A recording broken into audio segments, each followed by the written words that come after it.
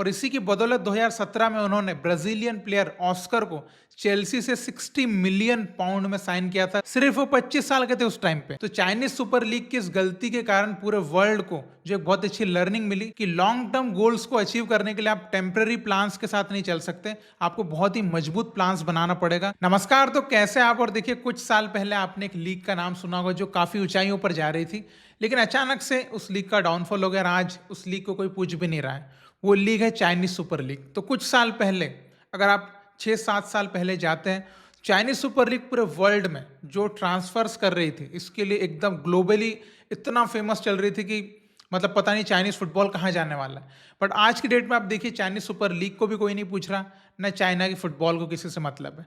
तो कैसे उनका अचानक से राइज हुआ, देन अचानक से फॉल हुआ, तो उसी के ऊपर हम डिस्कस करेंगे कि किन गलतियों की वजह से चाइनीज सुपर लीग जो है वो अनसक्सेसफुल रही और आज उसके बारे में कोई भी डिस्कशन नहीं करता है। तो देखिए, 2015 के बाद चाइनीज सुपर लीग मार्केट जो था एक बार बूम पर था, जब उन्होंने ग्लोबल लेवल पर उनकी चाइनीज सुपर लीग को एलिवेट करने के लिए हाई प्रोफाइल साइनिंग्स करना चालू किया, जिसमें वो प्लेयर्स को बहुत ज्यादा पैसे देने लगे। तो उनका ये मानना था कि बड़े प्लेयर्स को लाने से जो है फैंस को हम अट्रैक्ट कर पाएंगे और एक बहुत अच्छा फुटबॉल मार्केट प्रिपेयर कर पाएंगे। और इसी की बदौलत 2017 में उन्होंने ब्राजीलियन प्लेयर ऑस्कर को चेल्सी से 60 मिलियन पाउंड में साइन किया था। सिर्फ वो 25 साल के थे उस टाइम पे और वो यूरोप में काफी अच्छी ग्रोथ कर रहे थे। लेकिन जो चाइना का क्लब था शंघाई SIPG, उन्होंने 60 मिलियन पाउंड दिए और ऑस्कर को अपनी टीम में लेकर आ गए। और उस टाइम पे जो चेल्सी के मैनेजर थे एंटोनियो कॉन्टे, उन्होंने ये कहा भी था कि ये बिग कंसर्न है पूरे वर्ल्ड फुटबॉल के लिए। लेकिन इस साइनिंग के बाद चाइना ने पूरी दुनिया को बताया कि हम फुटबॉल पावर हाउस बनने के लिए तैयार हैं, हम उस इन्वेस्टमेंट को करने के लिए तैयार हैं। और उसी टाइम पे चाइना के जो प्रेसिडेंट है सी जिनपिंग, उन्होंने चाइनीज फुटबॉल को नेक्स्ट लेवल पर लेकर जाने के लिए एक फुटबॉल प्लान लाया, जिसका नाम था Chinese football reform and development plan, जिसमें फुटबॉल को और पॉपुलर करना था और चाइना के फुटबॉल को और प्रोफेशनल बनाने पर फोकस करना था, उनकी लीग को अच्छा करना था और नेशनल टीम को स्ट्रॉन्ग करना था जो वर्ल्ड स्टेज पर कॉम्पीट कर सके।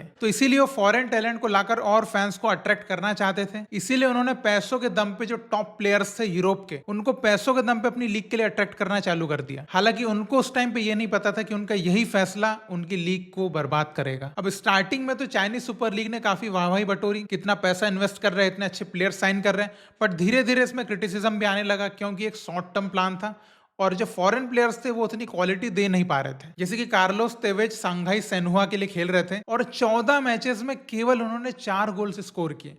और उस टीम के जो कोच थे, उन्होंने उनके ऊपर एक कमेंट भी करी थी कि कार्लोस तेवेज जो है वो ओवरवेट है एंड वो उतना अच्छा परफॉर्म अभी यहाँ पर नहीं कर पा रहे। और ऑस्कर का भी जो स्टेटमेंट आया था वो भी काफी डिसअपॉइंटिंग था। उन्होंने कहा था कि मैं कुछ साल यहाँ पर खेलकर वापस यूरोप जाना चाहूंगा। तो उनके इस कमेंट के बाद उनकी कमिटमेंट पर भी काफी सवाल खड़े हुए थे, क्योंकि ये सब सुनकर ऐसा लग रहा था कि यहाँ पर प्लेयर्स केवल पैसों के लिए खेल रहे हैं, कोई डेडिकेशन या कमिटमेंट है ही नहीं, बस पैसा है तब तक ही वो इस लीग में है, जो कि बाद में सच भी साबित हो। इसलिए चाइनीज फुटबॉल एसोसिएशन ने लॉन्ग टर्म में लीग सस्टेन करे, इसके लिए कुछ रूल लेकर आए। 2018 में उन्होंने रूल लाया कि वो अब टैक्स लगाएंगे क्लब्स पर। जो भी क्लब फॉरेन प्लेयर्स पर 5 मिलियन पाउंड से ज्यादा स्पेंड करेगा, उनको टैक्स भरना पड़ेगा। तो इससे हुआ यह कि अगर किसी भी क्लब को बड़े अमाउंट पर फॉरेन प्लेयर को साइन करना है तो उनको ऑलमोस्ट डबल जो है पैसा पे करना पड़ेगा।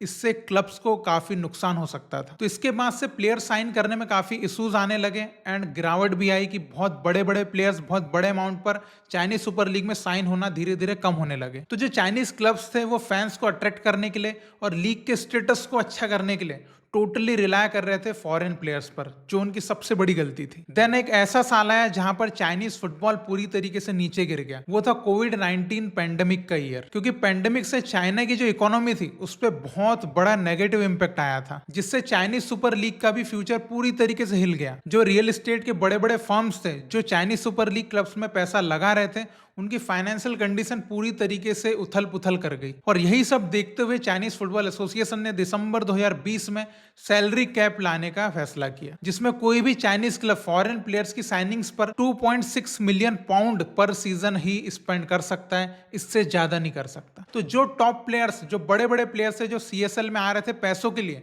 और जो आने भी वाले थे या जो खेल रहे थे, उन्होंने सीएसएल में खेलने से डायरेक्टली मना कर दिया, बिकॉज वो तो थे ही पैसों के लिए। और यहां से सीएसएल यानी कि चाइनीज सुपर लीग का डाउनफॉल शुरू हो गया। सबसे पहला सिग्नल 2021 में मिला, जब 2020 का सीएसएल चैंपियन जियांगसू सनिंग, इन्होंने अपने क्लब को बंद करने का अनाउंसमेंट किया, जिसने सभी को शॉक कर दिया, क्योंकि जो चाइनीज सुपर लीग क्लब्स इतना ज्यादा इन्वेस्टमेंट कर रहे थे, अब फाइनेंशियल कंडीशन की वजह से बंद होने लग गए। तो इतना सब कुछ होने के बाद चाइनीज फुटबॉल एसोसिएशन को यह समझ में आया कि हमने कितनी बड़ी गलती करी कुछ साल पहले, और इस गलती को उन्होंने सुधारना शुरू किया। उन्होंने अपने कुछ न्यू एम्बिशंस बनाए, जिसमें पहला यह था कि फाइनेंशियली स्टेबल लीग उनको बनाना है, और दूसरा उनको अपने यहाँ के जो टैलेंट्स हैं उनको डेवलप करना है। और इस न्यू एम्बिशन के साथ वहां पर जो बड़े बड़े सुपरस्टार्स की साइनिंग थी वो धीरे धीरे बंद होने लग गई, और अभी वहां पर कोई भी बड़े सुपरस्टार्स की साइनिंग वो लोग नहीं करते हैं। तो ये सब कुछ होने के बाद जो है चाइनीज सुपर लीग को एक लर्निंग मिली कि हमारे यहाँ पर एक्चुअली में ग्रोथ होगी कैसे। तो पहला था कि अपने यहाँ के लोकल टैलेंट्स को हम नर्चर करें, इससे चाइनीज फुटबॉल जो है वो धीरे धीरे ग्राउंड लेवल से बहुत अच्छा होने लगेगा, जो कि फैंस को अट्रैक्ट भी करेगा टॉप लेवल पर। दूसरा था कि चाइना में जो डोमेस्टिक लीग्स होती है सारे डिवीजन पे, उनकी क्वालिटी को एनहेंस करें, जिससे कि फैंस को फुटबॉल का एंटरटेनमेंट मिले। और तीसरा था एक प्रॉपर सस्टेनेबल फाइनेंशियल मॉडल बनाए, जिससे कि लॉन्ग टर्म में चाइनीज सुपर लीग सस्टेन भी करे, क्लब्स भी सस्टेन करें, और चाइनीज फुटबॉल जो है वो ग्रो करे। और चाइनीज फुटबॉल एसोसिएशन ये भी समझ गया था कि इन सब चीजों के लिए पेशेंस लगेगा और एक स्ट्रेटेजिक प्लानिंग लगेगी। तो जो चीजें चाइनीज सुपर लीग को स्टार्टिंग में करना था वो अब कर रहे हैं। तो आपने देखा एक टाइम पे चाइनीज फुटबॉल एकदम बूम पे था, देन वो पूरी तरीके से डिस्ट्रॉय हो गया। तो चाइनीज सुपर लीग की इस गलती के कारण पूरे वर्ल्ड को जो एक बहुत अच्छी लर्निंग मिली कि लॉन्ग टर्म गोल्स को अचीव करने के लिए आप टेम्पररी प्लान्स के साथ नहीं चल सकते, आपको बहुत ही मजबूत प्लान्स बनाना पड़ेगा, ग्राउंड लेवल से काम करना पड़ेगा, तभी आपको फुटबॉल में जो है लॉन्ग टर्म के लिए सक्सेस मिल सकती है। तो आई होप कि आपको इस वीडियो से एक अच्छी इंफॉर्मेशन मिली होगी, और आप चाइनीज फुटबॉल के सफर को समझे होंगे कि कैसे राइज आया एंड कैसे फॉल आया, और अभी वो किस तरीके की सोच के साथ वहां पर काम कर रहे हैं। तो इसके ऊपर आपके जो भी थॉट्स है आप जरूर कमेंट में लिख के बताइएगा, और हम आगे भी ऐसे डिस्कशन करते रहेंगे। तो हम फिर मिलेंगे। जय हिंद।